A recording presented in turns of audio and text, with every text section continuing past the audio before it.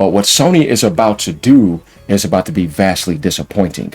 We still got to 2028 to see how Sony is going to fully implement this. But what Microsoft has done since then, 2013, all the way till now, is not something you have to wait on. The damage is done and is continued to be done consistently.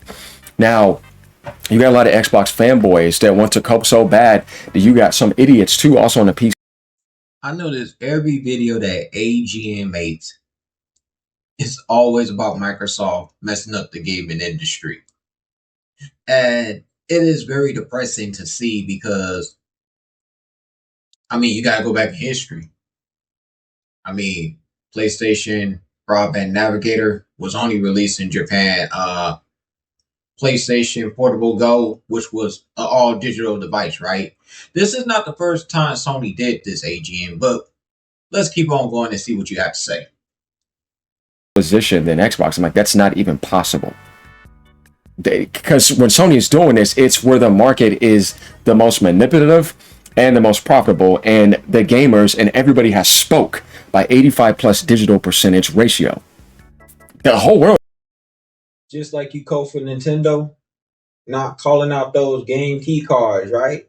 There's a lot of hypocrisy everywhere. Xbox community, PlayStation community, and Nintendo community. But nah, we're not going to call out those game keys. We're just going to talk about Microsoft, right? Let's talk about it. Let's keep talking about Microsoft right now. It's kind of like the same thing with Netflix. That's what people have supported. It's different when it's not there and you're trying that. And this comment right here actually really goes deep into this. So become a member for only $3. Leave a tip down below. Like, comment, subscribe. Let's get into this. Mighty Gazelle says, it's interesting the difference between these two disasters, though. 100% a difference. Xbox was simply stupid. You killed the beginning of your generation with the biggest carryover in gaming history for Xbox. Like the 360 install base that was carrying over to Xbox One could have been ginormous. Of course, the whole world has spoken, AGN. You're probably one of the people that ran out there and pre-ordered Grand Theft Auto 6 hyped and juice for it, right? You know what I'm saying? It's crazy that we want to sit up here and just blame Microsoft for this, And like I said, Sony been trying to go digital a long time, whether you want to admit that or not. PlayStation Go, or I should say, PlayStation Portable Go now. There we go, girl. Let's listen to what this clown got to say. It messed it all up. Remember what Phil Spencer said? We lost a war with the Xbox One to the Xbox Series carryover. Sony had 118 million install base, 117. That was an automatic conversion. Nintendo had 154, 155, right? You see, that automatic carryover is an automatic victory. Microsoft could have had a huge carryover with 360 the Xbox One, but when they did that, not only did they try to kill physical copies when digital. You're right, AGN. Microsoft was very clueless for the Xbox One reveal and trying to force DRM down people's throat. But the thing is, though, Microsoft knew that digital was going to take off. They knew it. We had no awareness of it. They knew it was going to take off. You know what I'm saying? And Sony knew it too. That's why they tried to put out the PlayStation Portable Go. That's why they put that out and it failed. You know what I'm saying? But nah, you PlayStation fanboys and Nintendo fanboys, y'all don't want to talk about that, or neither the key cards. Was very low, which is like the percentage of what digital is now, right? You would think about physical was like 85, 90% at that time. But digital was like 10%, 15. It was growing, it was going fast, but that was the worst time to do it. So they tried to actually take something that was actually way low at that moment and kill off physical. Like they were hurting that market. They never were about physical like you thought they were. It's a PC company to begin with. But Sony ain't a PC company. You do know that Sony had DRM in the PlayStation 4, right? And then when Microsoft went through all that controversy, then Sony retracted on it. They did. So this is documented. You know what I'm saying? You want to sit up here and keep bashing Microsoft, hey, by all means, do what you do, man. It helps you get clicks, right? That is fine. But me, I am here to spread awareness and nothing but actual truth. You know what I'm saying? You forgot that CMOS battery, AGN? about PC. They never were about physical. Nintendo was always, first and foremost, the most amazing company when it comes to physical. So Nintendo's amazing when it comes to physical, right? Oh, why you got those key cards then? Explain that. You never made a video about it. You never talk about Nintendo. Because everyone knows in this community, everyone knows you're a Nintendo fanboy. And a PlayStation fanboy. I mean, you're up here bashing Xbox over something Sony did. Over something they did recently.